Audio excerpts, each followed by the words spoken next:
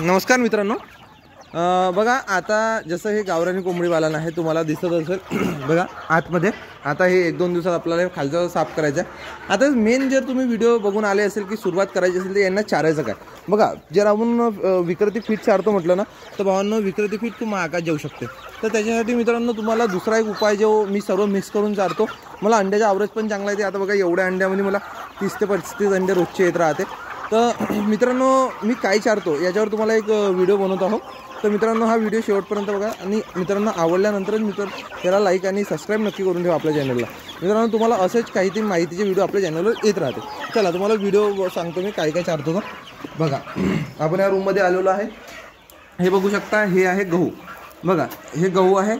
याच्यामध्ये हे गहू मित्रांनो कसं आहे गव्हाचं प्रमाण जास्त ठेवा. तांदूळ जर कोणी म्हणत असेल का कोंबड्याला तांदूळ चारा तर मित्रांनो तांदूळ चारल्याने साईड इफेक्ट असा होते की भावांनो तांदळामुळे काय होते तांदळामुळे मित्रांनो कोंबड्या पतला हाकते आणि मित्रांनो त्याचे वजन लवकर ग्रो नाही होत. त्याच्यामुळे मित्रांनो तांदूळ द्यायचा थोडंसं अगोदर विचार करून घ्यायचा की त्यांना तांदूळ किती प्रमाणात द्यायचा.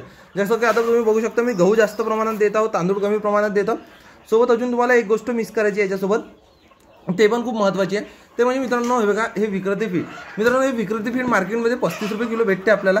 आता हे बघा हे थोडंसं बारीक आहे. याच्यामध्ये ठोकरदाणा पण भेटते. ते पण मित्रांनो 35-32 रुपये किलो असेल कमीत कमी. हे पिल्ल्याला पण देऊ शकतो. याच्याने मित्रांनो बघा याच्यामध्ये तुम्हाला जर जेवढून बघत असाल तुम्ही तर याच्यामध्ये मक्का वगैरे सर्व मिक्स राहते. तर मित्रांनो याच्यामुळे आपल्या कोंबड्याचं ॲव्हरेज जास्त येते. आता बघा मला रोज 6 किलो फीड लागते. तर मित्रांनो हे 3 किलो गहू आहे, 2 किलो तांदूळ आहे आणि 2 किलो हे आहे फीड आहे मित्रांनो. 2-2 4 आणि 4-3 हे 7 किलो मित्रांनो एका टाईमला टाकतो मी. आणि संध्याकाळी 5 किलो असं करून मित्रांनो माझ्या फार्मवर पूर्ण 12 किलो चारा लागते कोंबड्यांना. तर भावांनो कसं आहे तुम्हाला पण असं चालू करायचं असेल तसं इसण मिसळ सर्व मिक्स टाका लागेल. तेव्हा मित्रांनो आपला हा व्यवसाय प्रॉफिटमध्ये जाऊ शकते. नाही तर मित्रांनो या व्यवसायासारखा लॉसमध्ये जाणारा कोणताच व्यवसाय नाही आहे आणि कोणताच प्रॉफिटमध्ये येणारा कोणताच व्यवसाय नाही आहे हा वाला. तर फक्त तुम्हाला एकच करायचं आहे, जर याच्यात पैसे वाचू शकले तुम्ही ह्या व्यवसायात तर नक्कीच तुम्ही ह्या व्यवसायात पुढं हेवाल. बघा आता तुम्ही जर म्हणत असेल बाहेर फिरून, मित्रांनो बाहेर फिरून बी जास्त दिवस खाऊ नाही शकत.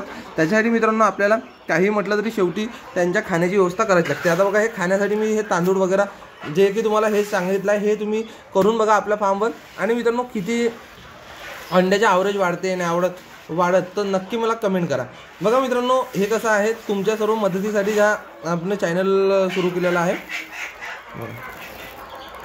हे पूर्ण तांदूळ बघा हे आता थोडेसे चांगल्या क्वालिटीचे होते. हे 20 रुपये किलो भेटले मला आता. तर तुम्ही याच्यापेक्षा खराब क्वालिटीचे पण तांदूळ आणून आपल्या कोंबड्याला चालू शकता. यांना काही प्रॉब्लेम नाही. हे तांदूळ पण थोडेसे चांगल्या क्वालिटीचे आहेत. तुम्ही पण खराब क्वालिटीचे पण चारले चालते. न हे फीडची बॅग मित्रांनो तुम्ही 1-1.5 महिना म्हणजे 20-25 दिवस चालते जर जास्त कोंबड्या असेल तर. आता माझ्या कोंबड्या किती आहेत मला दाखवून देतो बघा. माझ्या कोंबड्या आहे इतक्या कोंबड्या आहेत सध्या तरी.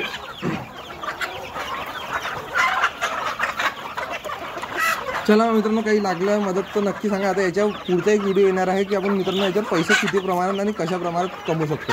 बघा गावरानी पोल्ट्री फार्म करता पैसे आपण कुठून कमवू शकतो. त्याच्यात मित्रांनो 3 स्रोत आहे. तर ते 3 स्रोत मी तुम्हाला पूर्ण नेक्स्ट व्हिडिओमध्ये सांगेन. तर मित्रांनो तोपर्यंत आपल्या चॅनलला सबस्क्राईब नक्की करून ठेवा आणि काही मदत लागल्यास कमेंट नक्की करा. मी मित्रांनो बघा मागच्या व्हिडिओ मी कमेंटवर सर्वांना रिप्लाय देऊन त्यांची मदत केलेली आहे. तर तसं तुम्ही पण करू शकता. चला भाऊ